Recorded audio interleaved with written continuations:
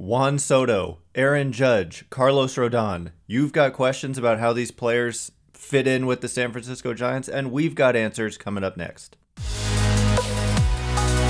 You are Locked On Giants, your daily San Francisco Giants podcast. Part of the Locked On Podcast Network, your team every day.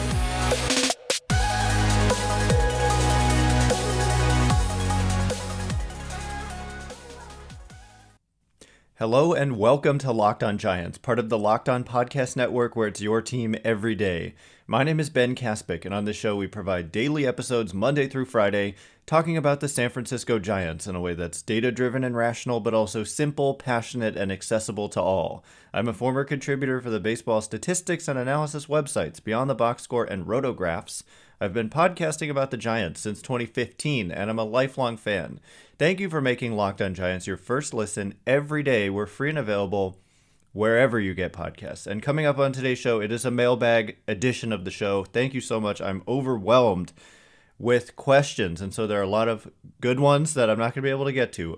But I think that the people want to know about Juan Soto, so we're going to start there. The captain says, what's your opinion of a realistic trade for Juan Soto, and do you think it should be done? Or do you think we should wait until the end of the season, next season, free agency?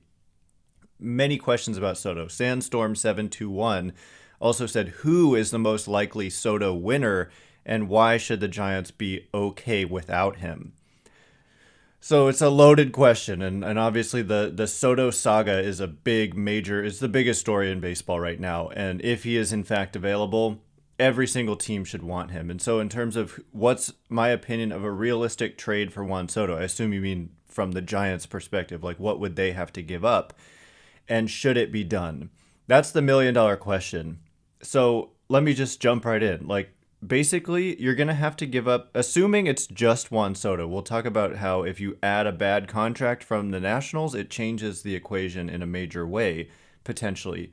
But if it's just Juan Soto, it's hard to even get there giving up anybody in your farm system. You're going to have to give up Marco Luciano, Kyle Harrison, Luis Matos, David Bednar, Vaughn Brown, just everybody. Anybody that they want, basically. Tell them to pick 6 prospects, and they can just pick any 6 that they want, and it's arguable that that is not enough for Juan Soto, who is under club control for 2.5 years. It matters so much what the contract status is of the player that you're getting.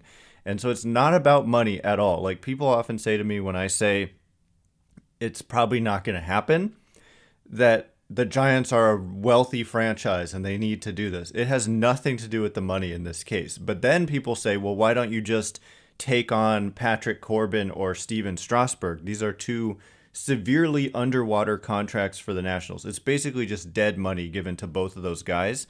Well, that would make more sense from the Giants' perspective, but from the Nationals' perspective, they're not necessarily at all interested in doing that, because if you take on all that dead money, then in theory, you don't have to give anything up in terms of players, prospects, in order to get Soto. And why would the Nationals do that? You're basically giving away Soto in exchange for salary relief, which does not really help their franchise. They want difference-making pieces. And so, like I said, I'm not sure that it's realistic to even say, pick any 6 prospects you want, and we'll give you them in exchange for Soto. I don't think that is realistic when the question is what's a realistic offer. So for me, the path to getting Soto for the San Francisco Giants is by also taking on Patrick Corbin. And so I know I'm kind of seemingly contradicting what I just said. The thing is, Patrick Corbin is only signed for 2.5 more seasons, actually the same duration as Juan Soto, and the total money that is owed to Patrick Corbin for the remainder of his contract is about $70 million. Just quick math on that. And for Steven Strasburg, he's under club control he's signed to a guaranteed contract for 4.5 more seasons for a total of $157-ish million. So his contract is just much worse. They're both completely underwater, but the Corbin one is cheaper and ends sooner. So if you take on Corbin, you're taking on a significantly bad deal, and you're paying about $70 million in dead money. So I just think, like, whether it's the whole 70 million or 50 million of the 70 million, if you take on part of the Corbin deal or all of the Corbin deal and give up a couple of your best prospects, and maybe they want some quantity as well as quality, but you might have to part with Marco Luciano and Kyle Harrison and take on most of Patrick Corbin, and you get Juan Soto. And in my opinion, that is a deal. It's hard for me to say it because of the 2.5 years thing. I really want to know that I can extend Juan Soto. Like, all of this kind of depends on me feeling like I can extend Juan Soto, but you have a shot to do it. And he's exclusive. No other team can talk to him for 2.5 years if you get him. And so for me, you make that deal. But I don't know that the Giants are naturally the best fit, because if you're the Nationals, and this pertains to the second part of the question, who is the most likely winner? I think there are other teams, unfortunately, that make more sense from a what do they have to give up standpoint. Like, I hate to say it, but the Dodgers, they can give up major league talent like Gavin and or Dustin May and good prospects and kind of not miss a beat. And what the difference there is that Lux is like an established major leaguer at the beginning of his career, former number 1 overall prospect who's just finally starting to come into his own and has, 6 years of club control or whatever it is, close to that. And Dustin May is really good, but currently injured, and then also really good prospects. And so from the Nationals' perspective, that's just a more attractive package than just getting a couple of could-be prospects like Luciano and Harrison. You're getting like somewhat of a known commodity. And I think from the Dodgers' perspective, it makes a lot of sense. You're giving up a lot of good talent and young talent and a lot of club control with a guy like Lux and May, but you're getting one of the top 5 players in the game, and they've shown that they've been willing to make that kind of move. And also, like the Padres, they've got MacKenzie, Gore, and CJ Abrams. These are 2 of the top prospects in the game formerly. Currently at the major league level, Gore has had some success. The Giants roughed him up the other day, but he's had success this year as a rookie. CJ Abrams is like Marco Luciano, but actually in the major leagues. Struggled a bit, but he's there already.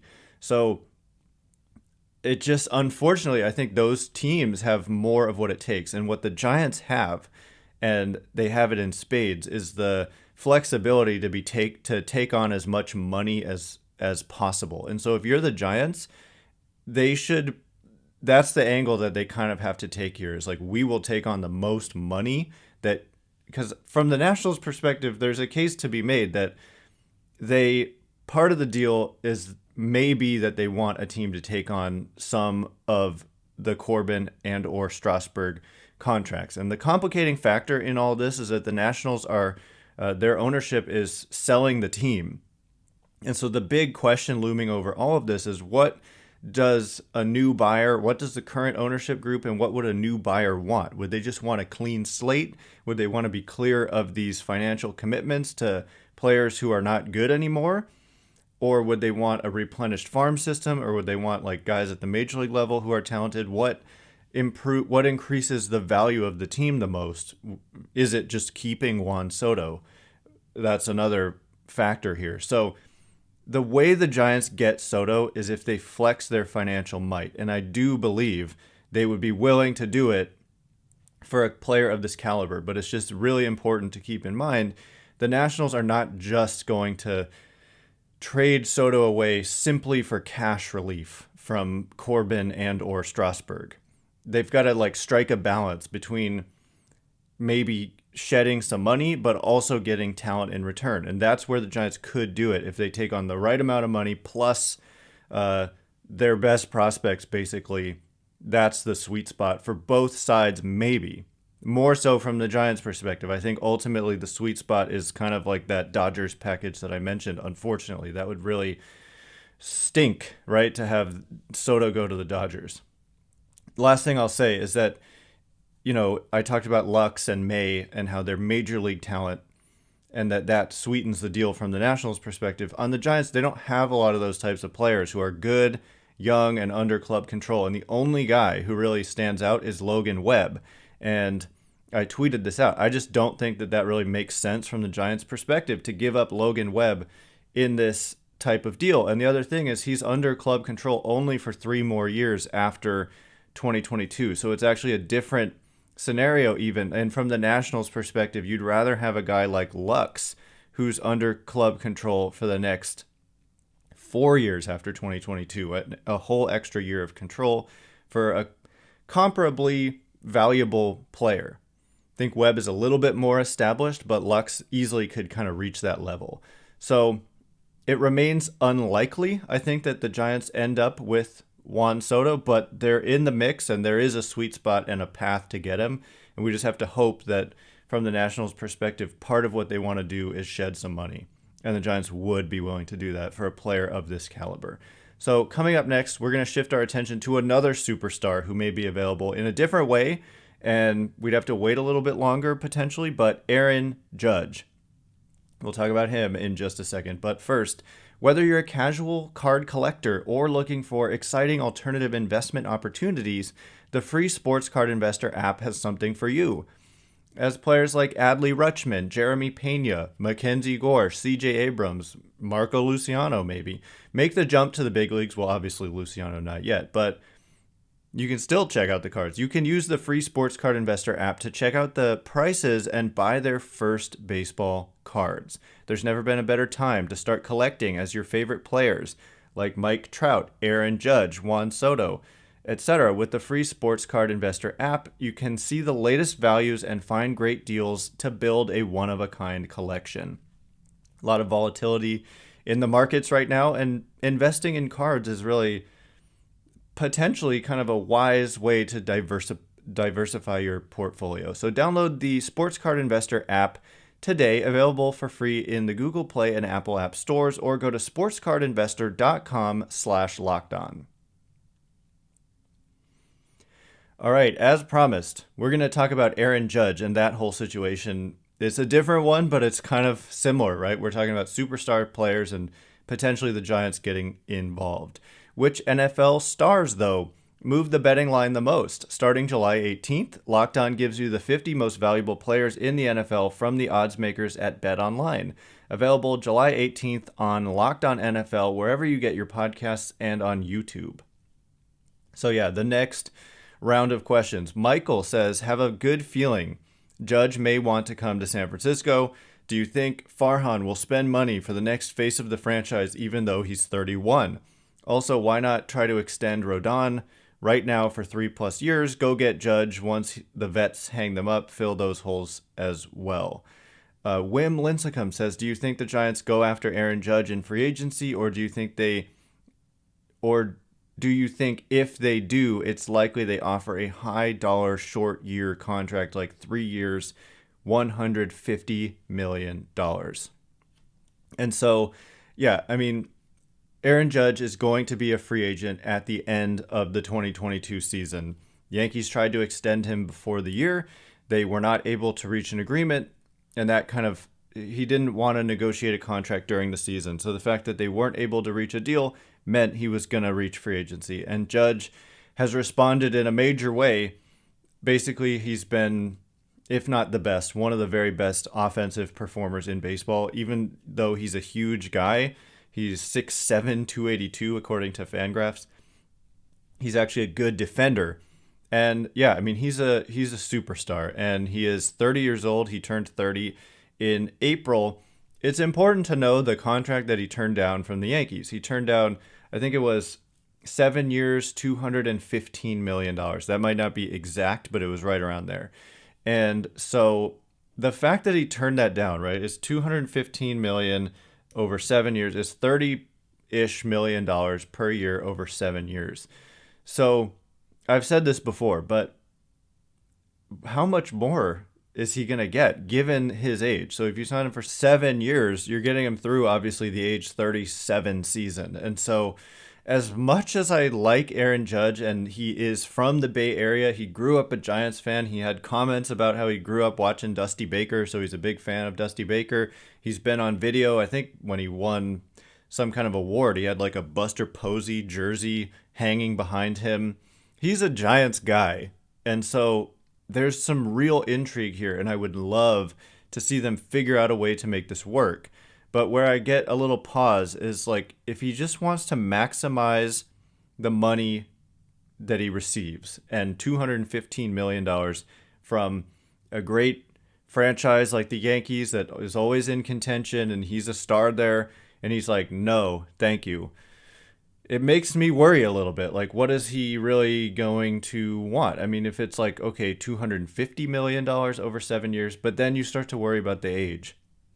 And so I'm just not 100% convinced at all that this front office that has been careful is going to want to invest in a guy who's so big, and you worry about how does he age, and if he can't play the field. And he has a history of injury. He's been hurt sometimes. I mean, when I look through it, he's actually played quite a bit, and so I don't want to kind of label him as fragile or anything like that. He is a star, though, and so I'm on the fence here. I just think if it's all about maximizing the contract, if he just wants 7 years, $300 million or something, I just worry about the age and that the Giants, this front office, might not do that. So the question, would you offer or expect short-term high AAV, like 3 years, $150 million? I think they would like that.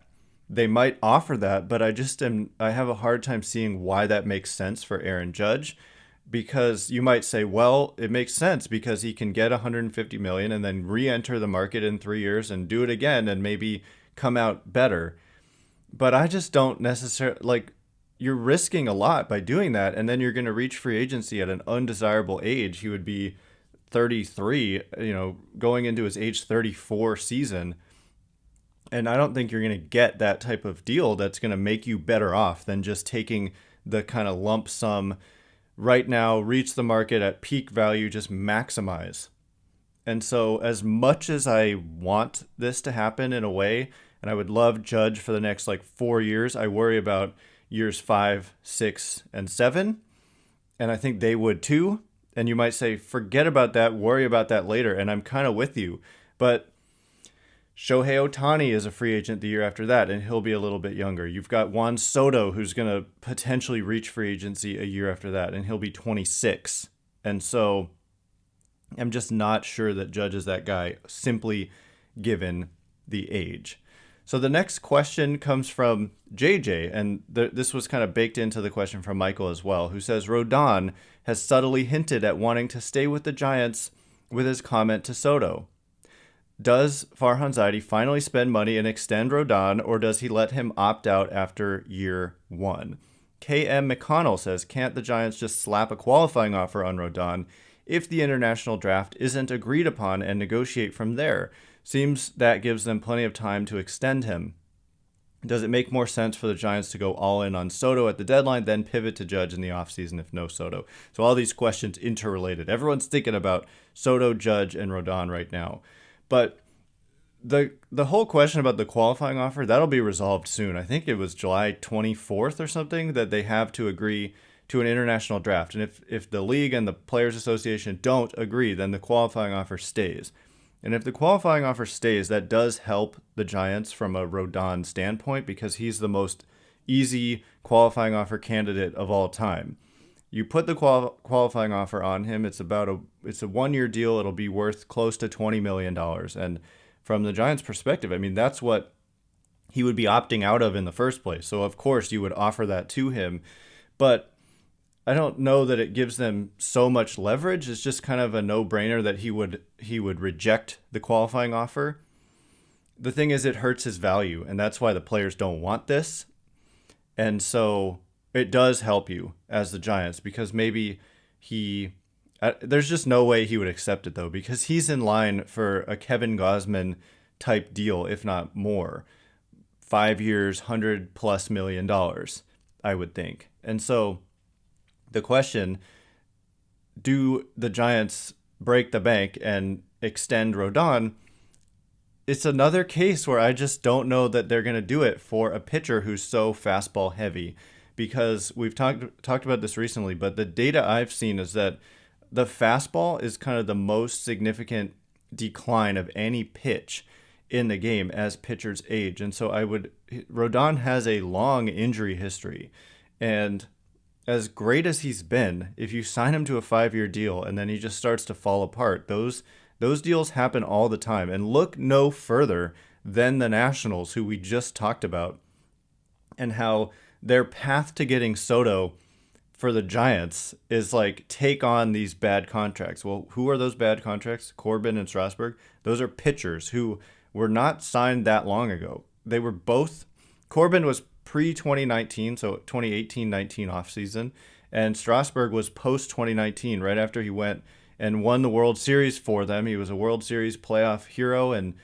just a great arm, and he gets this crazy kind of contract, and immediately he's pitched like 20 innings for them since then over the last 3 years, and it's just a disastrous contract.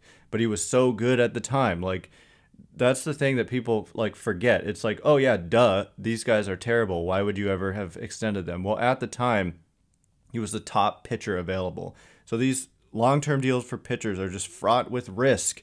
And I would rather them go after an aging Judge than an aging Rodon for long-term. I think, and then the question came up earlier, why not just offer him a 3-year deal right now? That's the same thing about Judge, is like, why would Rodon do that when he could just, he's the right age, he's reaching free agency, he's having a very good season. He might want to maximize. Like, what makes sense for the team doesn't always make sense for the player. And I think we often think, well, this makes sense for the Giants, why don't they just do this? It might not be what he wants. I think from Rodon's perspective, financially, he has every right to test the open market coming off a year like this. He had a very good year last year, but teams were a little hesitant because it was a 1-year type breakout, like performance he hadn't put up in previous seasons. And there was injury concern because he had some declining velocity as the season went on. But now doing it twice in a row and potentially staying healthy all year, he's in line to be the best starting pitcher available on the market. And so I think, why would he want a 3-year deal when he could go out there and get 5 and more guaranteed money? So that's just my thoughts. I'd rather risk it on a position player than on a pitcher. I think they've shown a pretty darn good track record of being able to find guys like Gausman, guys like Rodon on short-term deals. And yeah, I mean, they're going to need pitching, but they have Webb, Wood, Cobb, DeSclafani, Junis, all able to be brought back next year. And so you don't need to put all your eggs in the Rodon basket. There are other good quality starting pitchers available in free agency this offseason, but not every day you're going to be able to go out there and get a guy like Judge. And so for me, I'd lean Judge if I had to choose between the two. So coming up next, we are going to talk about Tommy La Stella and if he has possibly played his way off of this roster. So all of that in just a second. But first, from the people who invented Healthy and Tasty comes the latest gift to your taste buds. You've probably tried the amazing coconut brownie chunk Built Bar, but guess what? Your friends at Built have given coconut brownie chunk the Puffs treatment. That's right. The coconut brownie chunk Built Bar flavor you love in a deliciously chewy marshmallow covered in 100% real chocolate. It's like a fluffy cloud of coconut brownie goodness. But stop drooling and listen. They're good for you. Low calorie, low sugar, high protein, high fiber, and all delicious. And this is crazy. I mean, if you look at the calories and, importantly to me, the sugar, they're low. And yet you're eating what tastes like a candy bar. So check it out for yourself. Don't take my word for it.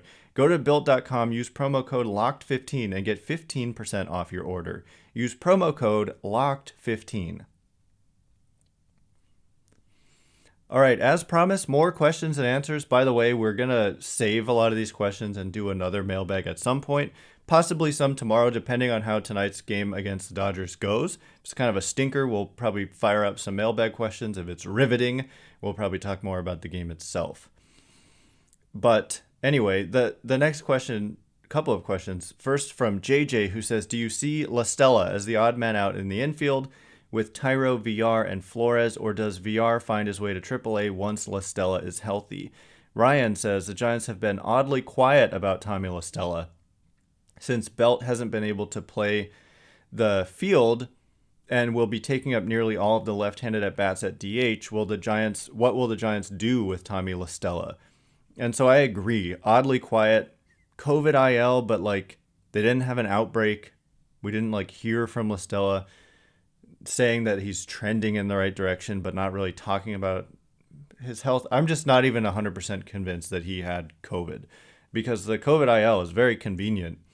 You can put him on the injured list as long as you want. Look, I don't want to speculate about this actually, and I know I just did, but it is weird.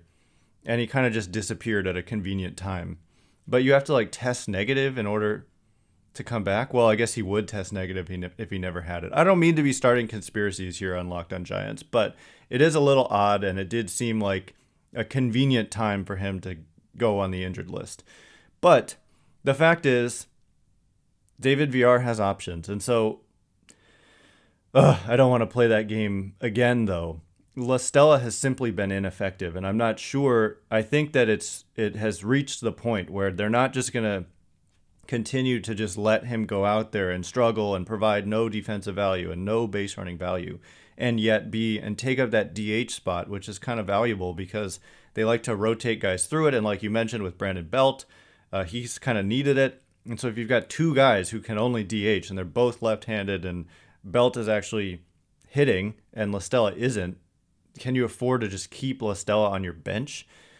I'm not so sure, because there's always a crunch going on with this team as it is. And so to me, he could be a guy, like you talk about a deal with the Nationals for Soto. As unlikely as it is, you could easily like include Stella simply as a cash counterbalance. Like you take on all of Corbin, but the Nationals take on Stella, so it subtracts $11 million, which is roughly what Stella is owed next year, off of the tab from what you're paying from Corbin. So he could be involved in a deal as some kind of salary counterbalance.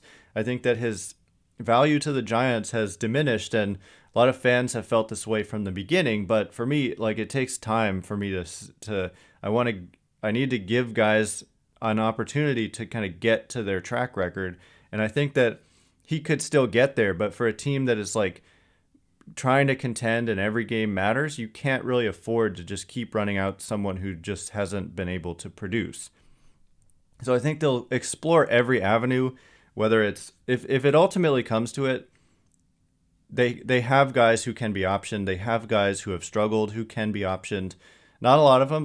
David VR was kind of struggling, but then he walked like 4 times in a game or 3 times, and I want to see more of David VR, but Longoria is back, so where does VR necessarily play? I guess Crawford is currently out, so Estrada moves to short, and VR can play second, and that is what they've been doing. And I don't know, Stella, though, could also play second. And so you might see a temporary David VR being optioned, play Stella a little bit more, but if it just continues to not work out, they're right about at that point where I think they might make some kind of move, like possibly including him in a trade. So anyway, that is all the time we have for today. Thanks again for making Locked on Giants your first listen every day. Now make your second listen Locked on MLB Prospects. Host Lindsey Crosby is a prospect encyclopedia, and he's going deep on the MLB stars of tomorrow. It's free and available wherever you get podcasts. Once again, my name is Ben Kaspick. Check me out on Twitter at Ben Kaspick, Kaspick. If you like this show, please consider rating it or leaving a review. It helps me out a lot, so thanks in advance, and thank you to everyone who's done so already. Coming up tonight, Giants are back in action in LA. Mitch White on the mound for the Dodgers, right-handed pitcher against Carlos Rodon. So that should be a good one. Hopefully, Giants can pick up a win here. It is a 4-game series, so it's going to be tough, but let's hope for at least a split in this 4-game series. So can't wait to be with you again tomorrow. Thanks again for listening, and thanks again for the questions. Stay locked on Giants.